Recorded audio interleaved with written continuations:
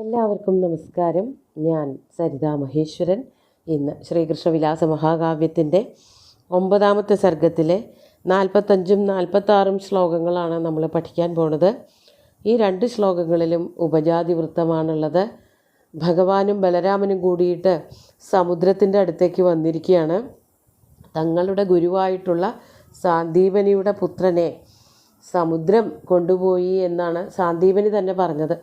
അപ്പോൾ ആ പുത്രനെ തിരിച്ചു കൊണ്ട് കൊടുക്കുക എന്നുള്ള ഒരു ഗുരുദക്ഷിണ അത് ഏറ്റെടുത്തുകൊണ്ടാണ് വന്നത് എന്നുള്ളത് കൊണ്ട് സമുദ്രത്തിനോട് ചോദിക്കാനായിട്ട് വന്നിരിക്കുകയാണ് രണ്ടുപേരും. അതാണ് സന്ദർഭം. അപ്പോൾ സമുദ്രത്തിൻ്റെ അടുത്ത് എത്തിയപ്പോൾ തന്നെ സമുദ്രം ശ്രീകൃഷ്ണനോട് ഇങ്ങനെ ചോദിച്ചു എന്നാണ് പറയണത്. നമുക്ക് ആദ്യം 45ാമത്തെ ശ്ലോകം നോക്കാം.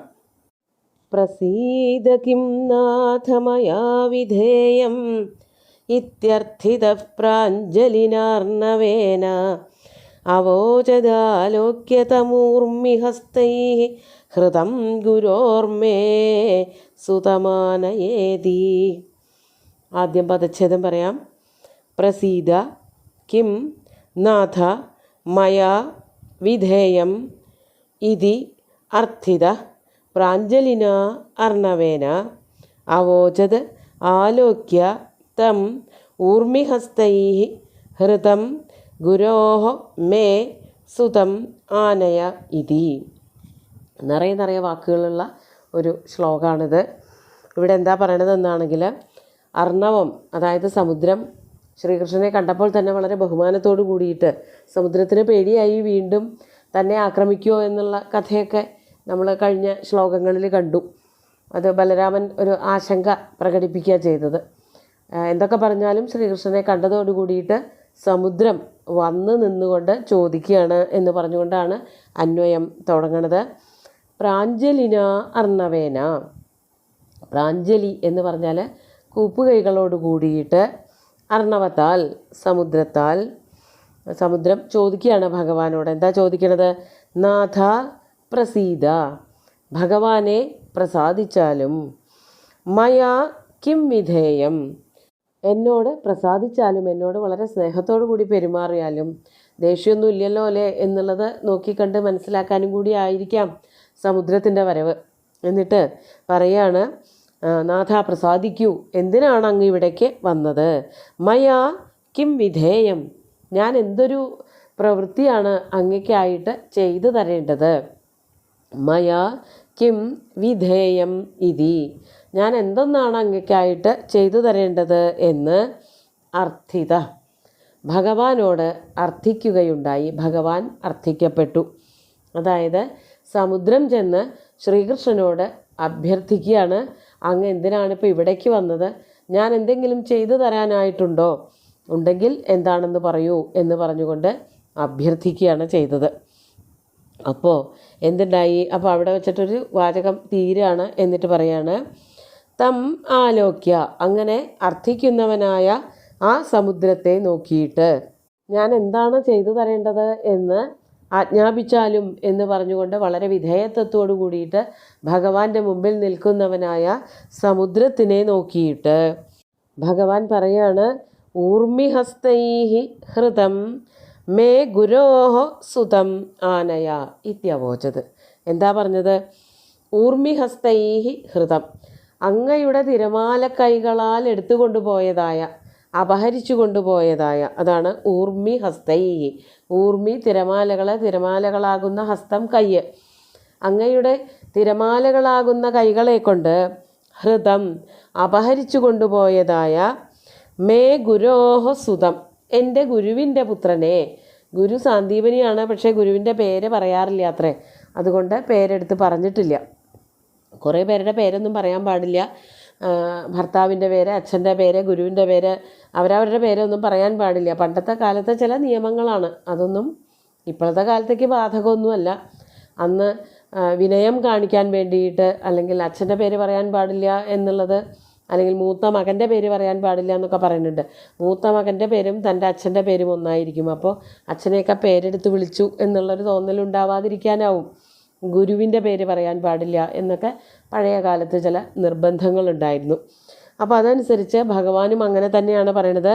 മേ ഗുരോ സുതം, എൻ്റെ ഗുരുവിൻ്റെ പുത്രനെ അങ്ങ് തിരമാലകളെ കൊണ്ട് അപഹരിച്ചു കൊണ്ടുപോയല്ലോ, ആ പുത്രനെ ആനയാ ഇതി അവോചത്, തിരിച്ചു കൊണ്ടുതരൂ എന്ന് സമുദ്രത്തിനോട് ഭഗവാൻ പറഞ്ഞു. വെറുതെ പറഞ്ഞു എന്നേ പറയുന്നുള്ളൂ, പക്ഷേ അതൊരു വലിയ ആജ്ഞ പോലെയാണ് സമുദ്രത്തിന് മനസ്സിലായത്.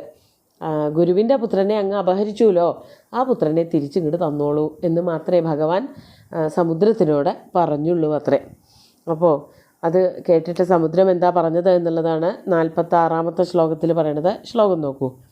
ശംഖാകൃതി പഞ്ചജനാഭിധാനോ ദൈത്യ തമാദത്സലിലേ വസന്മേ അതഃ പ്രമാണം പ്രഭുരിത്യുദീര്യ പ്രണമ്യതം വാരിനിധിസ്ഥിരോഭൂത്. ആദ്യം പദച്ഛേദം പറയാം. ശംഖാകൃതി പഞ്ചജനാഭിധാന ദൈത്യ തം ആദത് സലിലേ വസൻ മേ അതഃ പ്രമാണം പ്രഭു ഇതി ഉദീര്യ പ്രണമ്യ തം വാരിനിധി തിരോ അഭൂത്. എന്താണ് ഉണ്ടായത് എന്ന് പറയാണ്. സമുദ്രം വന്ന് നിന്ന് ഭഗവാന്റെ മുമ്പിൽ നിന്നുകൊണ്ട് പറയാണ്, മേ സലിലേ വസൻ, എൻ്റെ ഈ വെള്ളത്തിൽ, സമുദ്രത്തിൻ്റെ അധിപതി വന്ന് വരുണദേവൻ വന്നിട്ട് പറയാണ്, ഞാനെന്ന് പറയുന്നത്, സമുദ്രം എന്ന് പറയുന്നത് വെള്ളമാണല്ലോ, ആ വെള്ളത്തിൽ പലതും വസിക്കുന്നുണ്ട്, പലരും ഉണ്ട്, പല ജീവികളുണ്ട്, മത്സ്യങ്ങളുണ്ട്, തിമിംഗലങ്ങളുണ്ട്, പലതും ഉണ്ട്. അതിൻ്റെ കൂട്ടത്തിൽ ഒരു അസുരനും വസിക്കുന്നുണ്ട്. അതാണ് മേ സലിലേ വസൻ ശംഖാകൃതി പഞ്ചജനാഭിധാന ദൈത്യ. ഇവിടെ താമസിക്കുന്നവനായ ശംഖിൻ്റെ ആകൃതി പൂണ്ട, ശംഖാണ് ആ ആളുടെ വീട് അല്ലെങ്കിൽ ഗൃഹം, അല്ലെങ്കിൽ ശംഖിൻ്റെ ആകൃതിയാണ് അയാൾക്കുള്ളത്. ആ ആളുടെ പേരെന്തായിരുന്നു? പഞ്ചജനൻ എന്നായിരുന്നു പേര്. ശംഖിൻ്റെ ആകൃതി സ്വീകരിച്ച അല്ലെങ്കിൽ ശംഖിൻ്റെ ഉള്ളിൽ വസിക്കുന്നവനായ പഞ്ചജനൻ എന്നു പേരുള്ള ഒരു ദൈത്യൻ എന്ന് പറഞ്ഞാൽ അസുരൻ, ദിതിയുടെ പുത്രനായിട്ടുള്ള ഒരു അസുരൻ ഈ വെള്ളത്തിൽ, ഈ സമുദ്രത്തിൽ താമസിച്ചിരുന്നു. അയാൾ എന്താ ചെയ്തത്?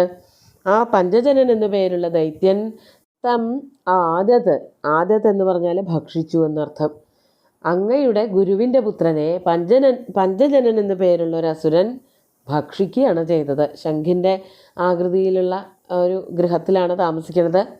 ആ പഞ്ചജനൻ അങ്ങയുടെ ഗുരുവിനെ ആദത്ത് ഭക്ഷിച്ചു എന്നാണ് മനസ്സിലാക്കാൻ പറ്റണത് എന്ന് സമുദ്രം ഭഗവാനോട് പറയുകയാണ്.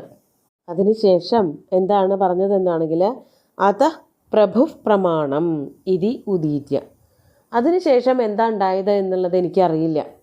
അതിന് എന്താണ് ഇനി ചെയ്യേണ്ടത് എന്നുണ്ടെങ്കിൽ അങ്ങ് വേണ്ടതുപോലെ ചെയ്തോളൂ. പഞ്ചജനനോട് പകരം ചോദിക്കുകയെ പഞ്ചജനൻ്റെ കയ്യിൽ നിന്ന് ഗുരുവിൻ്റെ പുത്രനെ വാങ്ങിച്ചുകൊണ്ട് പോവുക എന്താണെന്ന് വെച്ചാൽ ചെയ്യാം. അതിന് അങ്ങ് തന്നെയാണ് പ്രമാണം. അതാണ് അത പ്രഭു പ്രമാണം എന്ന് പറഞ്ഞത്. ഇനി പ്രമാണമായിട്ട് അങ്ങ് തന്നെ ഉള്ളൂ. അതായത് ഇനി അങ്ങക്ക് ഇഷ്ടം പോലെ ചെയ്യാം. അതിൽ വേണ്ട നടപടികൾ അങ്ങക്ക് തന്നെ കൈക്കൊള്ളാം. എനിക്കറിയാവുന്നത് ഞാൻ പറഞ്ഞു തന്നു കഴിഞ്ഞു. അത പ്രഭു പ്രമാണം ഇതി ഉദീര്യ. എനിക്കിതിൽ ഇനി ഒന്നും ചെയ്യാനില്ല. സമുദ്രത്തിലുള്ളൊരു ദൈത്യനാണ്, ഒരു അസുരനാണ്. അയാളുടെ ഇഷ്ടത്തിനനുസരിച്ച് ആ കുട്ടിയെ ഭക്ഷിച്ചു എന്നാണ് ഞാൻ മനസ്സിലാക്കുന്നത്. ഇനി എന്താണ് അതിനുള്ള നടപടികൾ എന്നുണ്ടെങ്കിൽ അങ്ങ് വേണ്ടതുപോലെ സ്വീകരിച്ചോളൂ എന്ന് പറഞ്ഞിട്ട് എന്ത് ചെയ്തു? ഇതി ഉദീര്യ തം പ്രണമ്യ, ഭഗവാനെ നമസ്കരിച്ചിട്ട് വാരിനിധി തിരോഭൂത്, സമുദ്രത്തിൻ്റെ അധിദേവതയായിട്ടുള്ള ആ വരുണദേവൻ അവിടെ നിന്ന് മറഞ്ഞു പോവുകയും ചെയ്തു. അതായത് പഞ്ചജനനോട് ചോദിക്കുകയോ പറയുകയോ പഞ്ചജനനെ വധിക്കുകയോ ഒക്കെ ചെയ്യാൻ അങ്ങക്ക് ഇഷ്ടം പോലെ അതിന് തീരുമാനമെടുക്കാം. അതിൽ ഞങ്ങളാരും അല്ലെങ്കിൽ ഞാൻ ഇടപെടില്ല എന്നാണ് വരുണദേവൻ ശ്രീകൃഷ്ണനോടായിട്ട് പറഞ്ഞത്. അപ്പോൾ ഈ കുട്ടിയെ അപഹരിച്ചു കൊണ്ടുപോയത് സമുദ്രം എന്ന് പറയാൻ പറ്റില്ല, സമുദ്രത്തിൽ വസിക്കുന്ന ഒരു അസുരനാണ് എന്നാണ് നമുക്ക് മനസ്സിലാക്കാൻ പറ്റുക.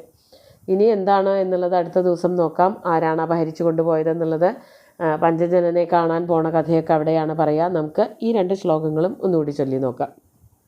പ്രസീദ കിം നാഥ മയാ വിധേയം ഇത്യർത്ഥിത പ്രാഞ്ജലിനാർണവേന അവോചദാലോക്യതമൂർമിഹസ്തൈ ഹൃദം ഗുരോർമേ സുതമാനയേതി.